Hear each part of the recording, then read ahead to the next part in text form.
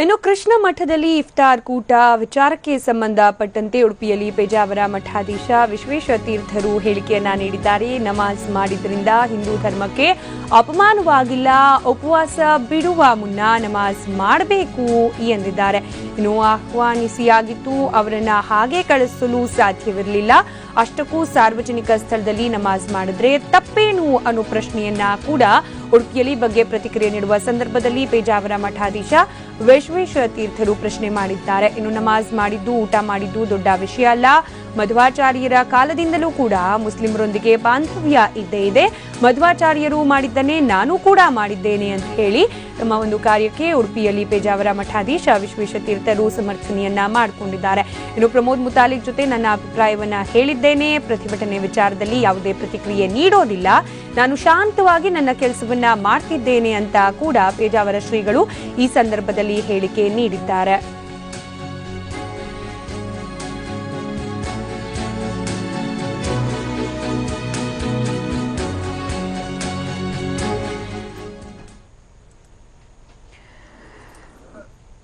ಇನ್ನು ಕೃಷ್ಣ ಮಠದಲ್ಲಿ ಇಫ್ತಿಯಾರ್ ಕೂಟ ಹಾಗೆ ನಮಾಜ್ ವಿಚಾರಕ್ಕೆ ಸಂಬಂಧಪಟ್ಟಂತೆ ಉಡುಪಿಯಲ್ಲಿ ಪ್ರತಿಕ್ರಿಯೆಯನ್ನ ಪೇಜಾವರ ಶ್ರೀಗಳು ನೀಡಿರುವುದು. ಮಧ್ವಾಚಾರ್ಯರ ಕಾಲದಿಂದಲೂ ಕೂಡ ಮುಸ್ಲಿಮರ ಜೊತೆ ಬಾಂಧವ್ಯ ಇತ್ತು. ಆ ಕಾಲದಲ್ಲಿ ನಡೆದಿದ್ದನ್ನೇ ನಾನು ಈಗಲೂ ಮಾಡಿದ್ದೀನಿ. ಇದರಲ್ಲಿ ವಿಶೇಷತೆ ಏನೂ ಇಲ್ಲ. ಇನ್ನು ಪ್ರತಿಭಟನೆ ವಿಚಾರಕ್ಕೆ ಸಂಬಂಧಪಟ್ಟಂತೆ ನಾನು ಯಾವುದೇ ರೀತಿಯ ರಿಯಾಕ್ಷನ್ ಅನ್ನ ಕೂಡ ಕೊಡ್ಲಿಕ್ಕೆ ಬಯಸುವುದಿಲ್ಲ. ಪ್ರಮೋದ್ ಮುತಾಲಿಕ್ ರವರ ಬಳಿ ಕೂಡ ನನ್ನ ಅಭಿಪ್ರಾಯಗಳನ್ನು ನಾನು ಹಂಚಿಕೊಂಡಿದ್ದೇನೆ.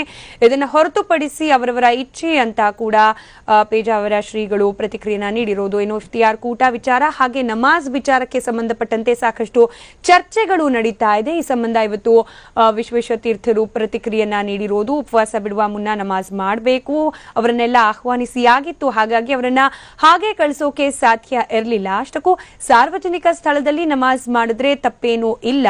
ಉಡುಪಿಯಲ್ಲಿ ಈ ರೀತಿಯ ಹೇಳಿಕೆಯನ್ನ ಪೇಜಾವರ ಮಠಾಧೀಶ ವಿಶ್ವೇಶ ತೀರ್ಥರು ಹೇಳಿರೋದು. ಇದರ ಜೊತೆಗೆ ನಮಾಜ್ ಮಾಡಿದ್ದು, ಊಟ ಮಾಡಿದ್ದು ಎಲ್ಲ ದೊಡ್ಡ ವಿಷಯ ಅಲ್ಲ. ಮಧ್ವಾಚಾರ್ಯರ ಕಾಲದಿಂದಲೂ ಕೂಡ ಮುಸ್ಲಿಮರೊಂದಿಗೆ ಬಾಂಧವ್ಯ ಇದ್ದೇ ಇತ್ತು. ಮಧ್ವಾಚಾರ್ಯರು ಮಾಡಿದ್ದನ್ನೇ ನಾನು ಕೂಡ ಮಾಡಿದ್ದೇನೆ ಅನ್ನೋ ಸಮರ್ಥನೆಯನ್ನ ಪೇಜಾವರ ಮಠಾಧೀಶ ವಿಶ್ವೇಶ ತೀರ್ಥರು ತಮ್ಮ ಹೇಳಿಕೆಯಲ್ಲಿ ನೀಡಿರುವುದು. ಇನ್ನು ಪ್ರಮೋದ್ ಮುತಾಲಿಕ್ ಅವರ ಅಭಿಪ್ರಾಯಕ್ಕೆ ಸಂಬಂಧಪಟ್ಟಂತೆ ನನ್ನ ಅಭಿಪ್ರಾಯವನ್ನ ತಿಳಿಸಿಯಾಗಿದೆ. ಪ್ರತಿಭಟನೆ ವಿಚಾರದಲ್ಲಿ ಯಾವುದೇ ರೀತಿಯ ಪ್ರತಿಕ್ರಿಯೆಯನ್ನ ನಾನು ನೀಡೋದಿಲ್ಲ. ಎಲ್ಲವನ್ನ ಕೂಡ ನಾನು ಶಾಂತ ರೀತಿಯಲ್ಲಿ ನನ್ನ ಕೆಲಸಗಳನ್ನ ಮಾಡ್ತಾ ಇರ್ತೇನೆ, ಮುಂದೆ ಕೂಡ ಮಾಡ್ತಿದ್ದೇನೆ ಅಂತ ಹೇಳಿ ಪೇಜಾವರ ಶ್ರೀಗಳು ಪ್ರತಿಕ್ರಿಯೆಯನ್ನ ನೀಡಿದ್ದಾರೆ.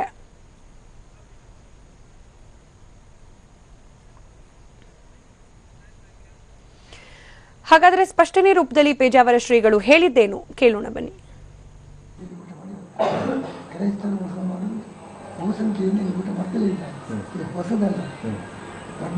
ಸುಮ್ಮನೆ ದೊಡ್ಡ ಇಶ್ಯೂ ಮಾಡಿದ್ದಾರೆ, ಹೊಸ ವಿಷಯವೇ ಇಷ್ಟು ಓಟ್ ಹಾಕ್ತಾ ಇದೆ. ಒಂದು ದಿವಸ ನಾನು ಆಹ್ವಾನ ಮಾಡಿ ಓಟ್ ಹಾಕಿದರೆ ದೊಡ್ಡ ಕಾರಣ ಇದೆ.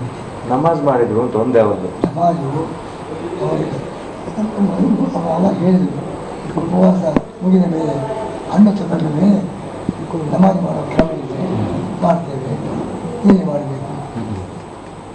4 ಬೀದಿಯಲ್ಲಿ ಅಷ್ಟಮಠಗಳೇ ಇದೆ, ಬೇರೆ ಜಾಗವೇ ಇಲ್ಲ. ಇದು ಕೃಷ್ಣ ಮಠ ಟೆಂಪಲ್ ಏರಿಯಾ, ಇದು ಹೊರಗಿರುತ್ತೆ, ಸಾರ್ವಜನಿಕ ಭೋಜನ ಶಾಲೆ ಜಾಗ. ಅಲ್ಲಿ ಅವರು ಮಾಡಿದ್ದಾರೆ, ತೊಂದರೆ ಇಲ್ಲ. ಕೃಷ್ಣ ಮಠದ ಹೊರಗೆ ಮಾಡಿದ್ದಾರೆ. ಅದು ನಮಾಜ್ ಇದ್ದರೆ ಅದರಲ್ಲಿ ಹಿಂದೂ ಧರ್ಮವನ್ನು ಒಳ್ಳೆಯ ವಿಚಾರ ಇಲ್ಲ. ದೇವರನ್ನು ಪ್ರಾರ್ಥನೆ ಮಾಡಿ, ಅವರ ದೇವರನ್ನು ಪ್ರಾರ್ಥನೆ ಮಾಡ್ತಾರೆ. ಜಗಕ್ಕೆ ಸೃಷ್ಟಿಕರ್ತನೆ ಅಂತೇಳಿ ಪ್ರಾರ್ಥನೆ ಮಾಡ್ತಾರೆ. ಅದು ಅವರ ಸಂಪ್ರದಾಯದಿಂದ ಮಾಡಿದ್ದಾರೆ. ಇದರಿಂದ ದೊಡ್ಡ ಹಿಂದೂ ಧರ್ಮಕ್ಕೆ ಆಗುವ ದೊಡ್ಡ ಅನರ್ಥ ಏನಿಲ್ಲ. ಅದು ಕೂಡ ಒಂದು ಸಂಪ್ರದಾಯ ಇದೆ. ಊಟ ಮಾಡೋದಕ್ಕಿಂತ ಮುಂಚೆ ಪ್ರಾರ್ಥನೆ ಮಾಡೋ ಕ್ರಮ ಇದೆ ಅಂತ ಹೇಳಿದರು. ಅವರ ಆಹ್ವಾನ ಮಾಡಿ ಆಗಿದೆ, ಹಾಗೆ ಕಳಿಸೋಲ್ಲ, ಊಟ ಮಾಡಿದೆ. ಇದೆಲ್ಲ ಆ ಸಂದರ್ಭಕ್ಕೆ ಸರಿಯಾಗಿ ಮಾಡಬೇಕು. ದೊಡ್ಡ ವಿಷಯವೇ ಇಲ್ಲ. ನಮಾಜು ದೊಡ್ಡ ವಿಷಯ ಅಲ್ಲ, ಊಟ ಮಾಡಿದ್ದು ದೊಡ್ಡ ವಿಷಯ. ಮಧ್ವಾಚಾರ್ಯರು 800 ವರ್ಷಗಳ ಹಿಂದೆ ಮುಸ್ಲಿಂ ರಾಜ ಆ ಸೈನಿಕರು ಆಕ್ರಮಣ ಮಾಡಿದರು ಅವರ ಮೇಲೆ. ಅವರು ಶಾಂತವಾಗಿ ಹೇಳಿದರು, ಯಾಕೆ ನಮ್ಮಿಂದ ಏನು ಭಯ, ನೀವು ಬಹಳ ಬಂದಿದ್ದೀವಿ, ನಾವು ಕೆಲವೇ ಜನ, ಏನು ಭಯ ಪಡಬೇಡಿ, ನಿಮ್ಮ ರಾಜನ ನೋಡಲಿಕ್ಕೆ ಬಂದಿದ್ದೇವೆ ಅಂತ ಹೇಳಿದರು. ನಿಮ್ಮ ರಾಜನ ನೋಡಲಿಕ್ಕೆ ಬಂದಿದ್ದೇವೆ. ರಾಜ ಭೇಟಿ ಕೊಟ್ಟ, ಮಾತಾಡಿದ. ಅವರ ಮಾತಿನ ಪೈಕಿ ನೋಡಿ ಭಾರಿ ದಂಗಾಗಿ ಬಿಟ್ಟ. ಅವರಿಗೆ ಭಾರಿ ಗೌರವ ಮಾಡಿ ಸನ್ಮಾನ ಮಾಡಿ ಕಳಿಸಿದರು.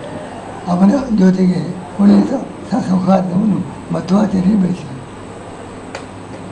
ಮಧ್ವಾಚಾರ್ಯ ಮಾಡಿದ ಮೇಲೆ ನಾವು ಊಟ ಹಾಕಬಾರ್ದ? ಹೌದು. ಸ್ನೇಹ ಸೌಹಾರ್ದ ಸಂಪರ್ಕ ಮಂತ್ರಾಲಯ ಸ್ವಾಮಿಗಳು ಅಲ್ಲಿ ಸುಲ್ತಾನ ಜಾಗ ಕೊಟ್ಟದ್ದು ಅವನಿಗೆ ಮಠ ಕಟ್ಟಲಿಕ್ಕೆ ಜಾಗ ಕೊಟ್ಟವನು ಮುಸ್ಲಿಂ ಸುಲ್ತಾನ. ಅವನ ಜೊತೆಗೆ ಸ್ನೇಹ ಸೌಹಾರ್ದ. ಮಧ್ವಾಚಾರ್ಯರು ರಾಘವೇಂದ್ರ ಸ್ವಾಮಿಗಳು ನಮ್ಮ ಸಂಪ್ರದಾಯದಲ್ಲಿ ದೊಡ್ಡ ವ್ಯಕ್ತಿಗಳು. ಅವರಿಬ್ಬರು ಕೂಡ ಅವರ ಜೊತೆಗೆ ಸೌಹಾರ್ದ ಇಟ್ಟುಕೊಂಡಿದ್ದಾರೆ. ನಮ್ಮ ಪರಮ ಗುರುಗಳು ಅವರು 100 ವರ್ಷಕ್ಕಿಂತ ಹೆಚ್ಚಾಯಿತು. 1904 ಪರ್ಯಾಯ ಪೂರ್ವಭಾವಿಯಾಗಿ ಹಾಜಿ ಅಬ್ದುಲ್ಲಾ ಮನೆ ಕರೆದರು. ಮನೆಗೆ ಹೋಗಿ ಪಾಲಕಾಣಿಗೆ ಸ್ವೀಕಾರ ಮಾಡಿದ್ದಾರೆ. ಅಬ್ದುಲ್ಲಾ ಮನೆಗೆ ಹೋಗಿ ಪಾಲಕಾಣಿಗೆ ಸ್ವೀಕಾರ ಮಾಡಿದ್ದಾರೆ. ಅದು ದೊಡ್ಡ ತಪ್ಪು. ಗೋಮಾಂಸರು ಅವರ ಮನೆಗೆ ಹೋದರೆ ಹೇಗೆ, ಕಾಣಿ ಹೇಗೆ ತಗೊಂಡು, ಇದೆಲ್ಲ ಮೊದಲಿಂದಲೂ ನಡೆದುಕೊಂಡು ಬಂದಿದೆ. ಪರಸ್ಪರ ಧರ್ಮದವರಲ್ಲಿ ಅವರ ಆಚರಣೆಯಲ್ಲಿ ವ್ಯತ್ಯಾಸ ಇದ್ದರೂ ಸೌಹಾರ್ದ ಸಂಪರ್ಕ ಮಧ್ವಾಚಾರ್ಯರು ಈ ಕಾಲದಲ್ಲಿ ಇದೆ. ಅದನ್ನೇ ನಾನು ಮಾಡಿದೆ. ಹೊಸದು ಏನು ಮಾಡಿದ್ದಾರೆ? ಇದಕ್ಕೆಲ್ಲ ಸುಮ್ಮನೆ ಅವರು